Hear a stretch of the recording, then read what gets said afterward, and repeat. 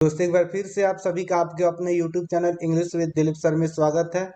दोस्तों इस सेशन में मैं जो आपका मॉडल पेपर का सीरीज है उसी को आगे बढ़ा रहा हूं और आज हम लोग कुछ महत्वपूर्ण ऑब्जेक्टिव क्वेश्चन का डिस्कशन करेंगे जो आपके आने वाले बीपीएससी टीचर एग्जाम के लिए बहुत ही महत्वपूर्ण है।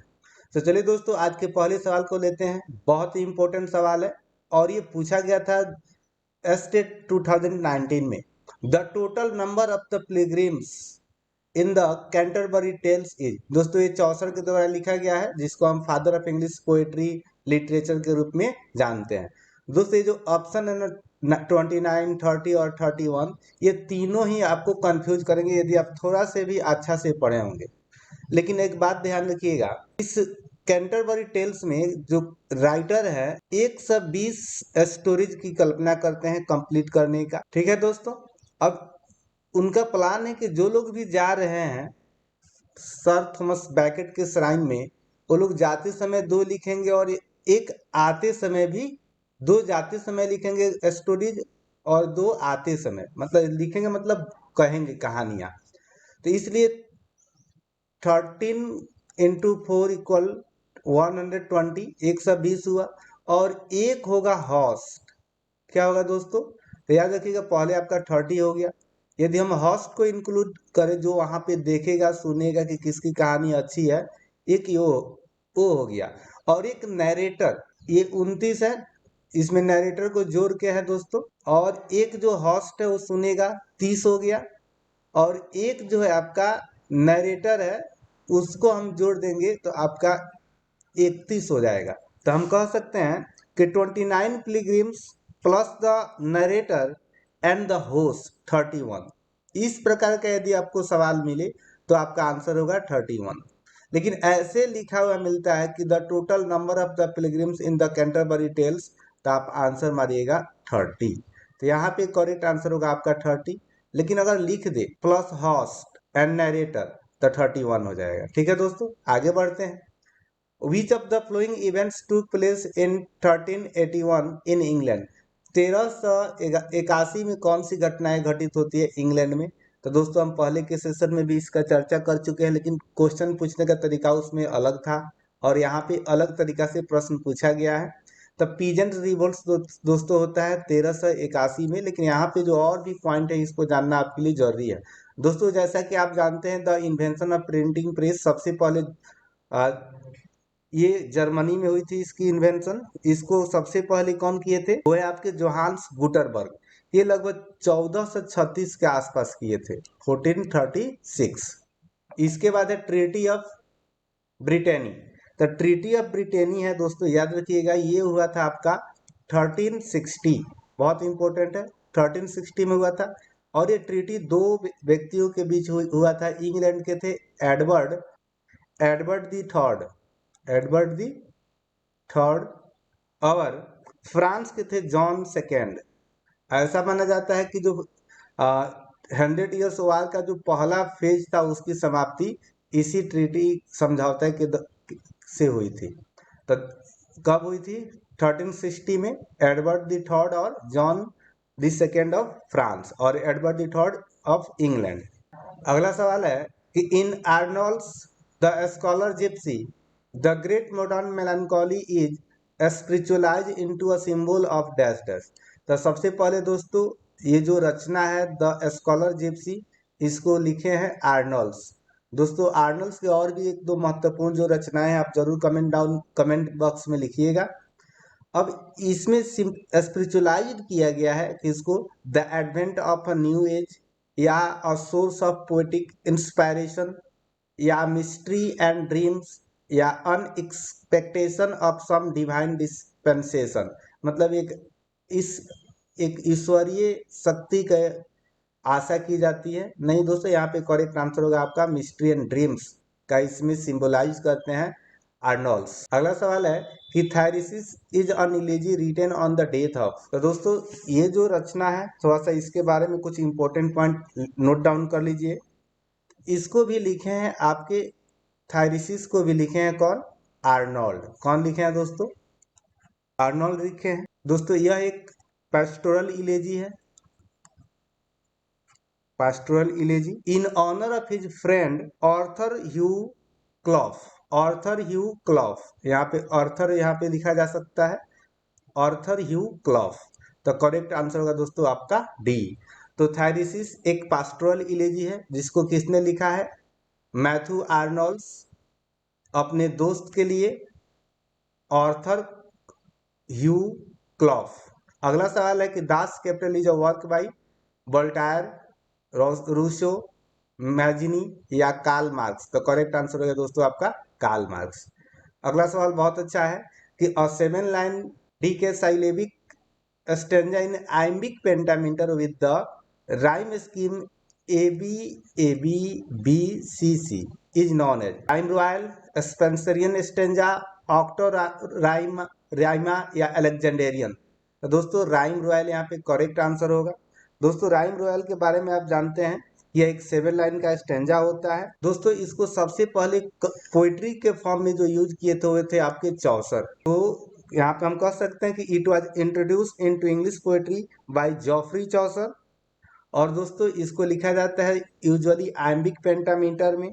और इसका जो राइम स्कीम होता है यहाँ पे लिखा गया है, आप इसको याद कर लीजिएगा, ABABBCC 7 लाइन हो जाएगा, 1 2 3 4 5 6 7। तो ABABBCC इसको आप याद कर लीजिएगा, काफी इंपॉर्टेंट है। अगला सवाल है कि Moore's Utopia was published in. दोस्तों इसके पहले भी हम लोग चर्चा कर चुके हैं। ऑप्शन है 1316, 1516, 1551 और 1613। तो करेक्ट आंसर हो जाएगा आपका 1551। दोस्तों इंग्लिश लैंग्वेज में 1551 में पब्लिश हुई थी ये। जनरली ये 4 भाषा में पब्लिश हुई है। इसके पहले यदि हम बात करें 3 भाषा में एक ही साथ पब्लिश हुई, इटालियन, जर्मन एंड फ्रेंच में, वो था आपका 1550। तो इंग्लिश वर्जन में पब्लिश हुआ है 1551 में, याद रखिएगा। कहीं कहीं आपको 1516 भी मिलेगा जो लैटिन वर्जन है, याद रखिएगा, कंफ्यूज मत होइएगा। यहाँ पे लैटिन में लिखा गया है इसको 1516 में। यूटोपिया पे हम लोग पहले डिस्कस कर चुके हैं। Which of the following is described as the prologue to the Renaissance poetics, Faerie Queene, the laws of the ecclesiastical polity, Utopia. तो करेक्ट आंसर होगा दोस्तों यूटोपिया जो है the prologue to the Renaissance. Arnold wrote with him is born our real poetry.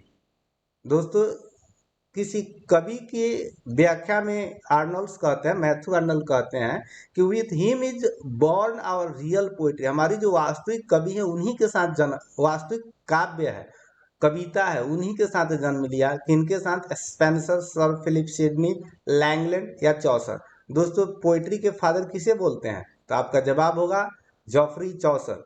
तो यहाँ पे उन्हीं को कोट में इंगित करते हैं, चौसर को, you with him is our, with him born our real poetry, refers to यहाँ पे चौसर होगा।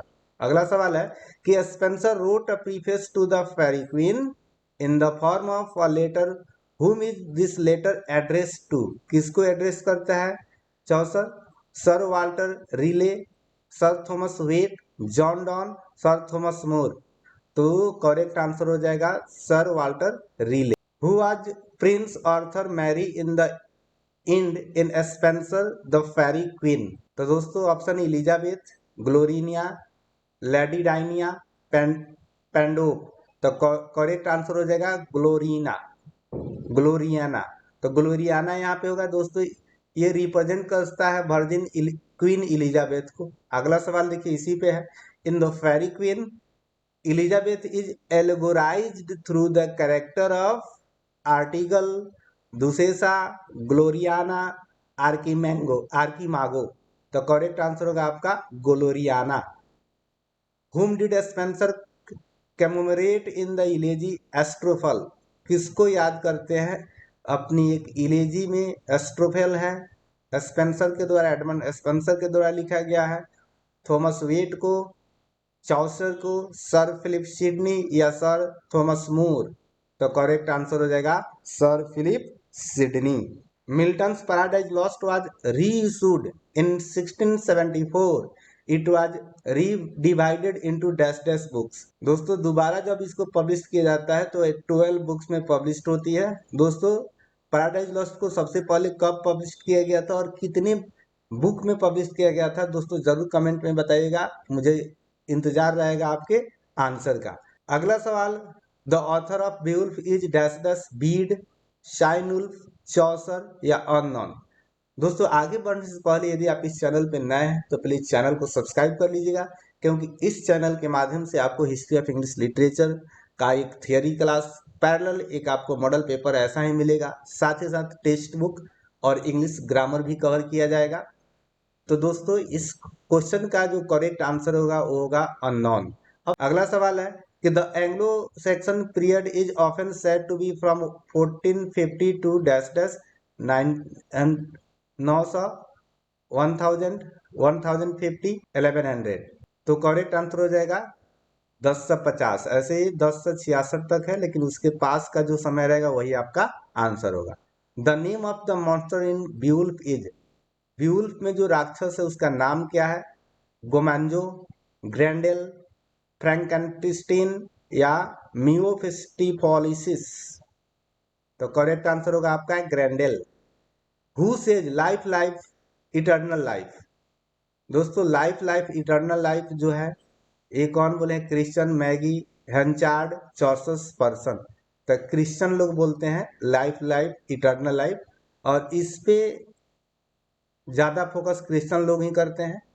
ड्रैडन्स all for love is based on Shakespeare's play.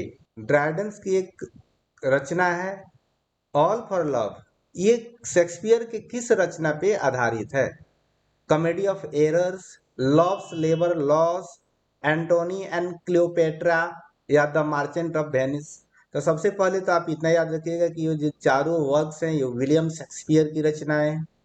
इनमें से किसी एक रचना पे जॉन ड्रैडन अपनी एक रचना को लिखते हैं ऑल फॉर लव, वो है आपका एंटोनी एंड क्लियोपेट्रा।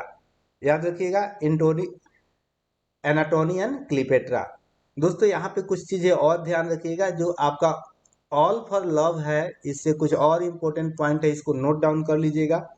यह एक हीरोइक ड्रामा है। क्या है दोस्तों? हीरोइक ड्रामा है। पहला पॉइंट है कि हीरोइक ड्रामा है जिसको लिखे हैं आपके जॉन ड्राइडेन।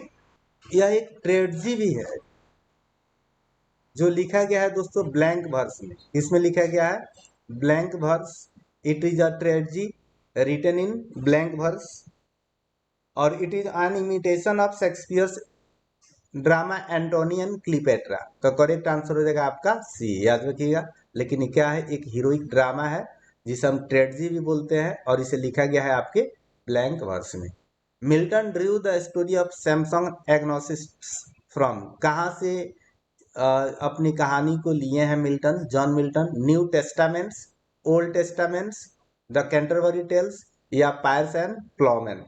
तो 20 का आपका करेक्ट आंसर हो जाएगा ओल्ड टेस्टामेंट्स।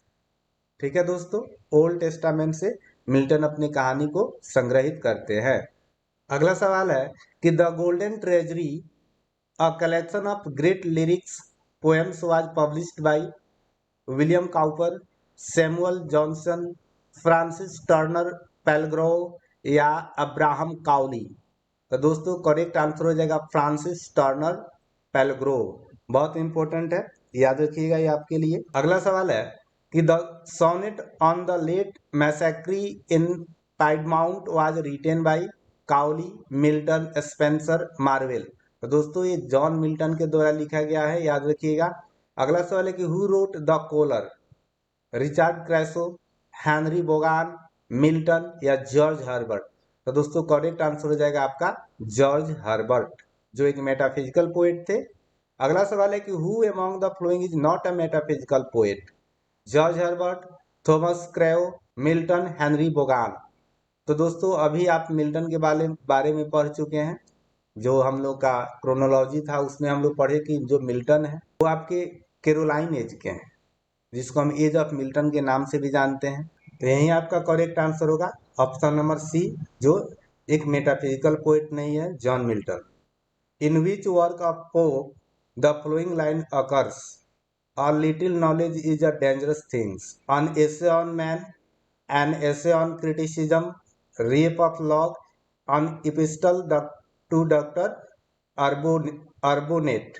तो दोस्तों सबसे पहले आप याद कर लीजिए कि ये चारों रचना है, ये आपके एलेक्जेंडर पोप की रचनाएं हैं, जिसमें एक रचना है एसे ऑन क्रिटिसिज्म। इसमें कोट्स आता है कि a little knowledge is a dangerous thing. दोस्तों एक कमेंट है और कमेंट में क्या क्रिटिसिज्म से ही निकलेगा, तो इसको आप इसके थ्रू याद कर सकते हैं कि क्रिटिसिज्म में कहते हैं पोप कि a little knowledge is a dangerous thing. तो करेक्ट आंसर आपका 25 का हो जाएगा सी। तो दोस्तों एक छोटा सा वीडियो था जिसमें आपके लिए मैं कुछ इंपॉर्टेंट सवाल लाए थे और साथ ही साथ उस पर जो और भी ऑब्जेक्टिव बन सकते थे उस पर हम लोग डिस्कशन किए। तो इस वीडियो में इतना ही। चलिए मिलते हैं एक नए वीडियो में कुछ नए कंसेप्ट के साथ। Thank you for watching this video till the end.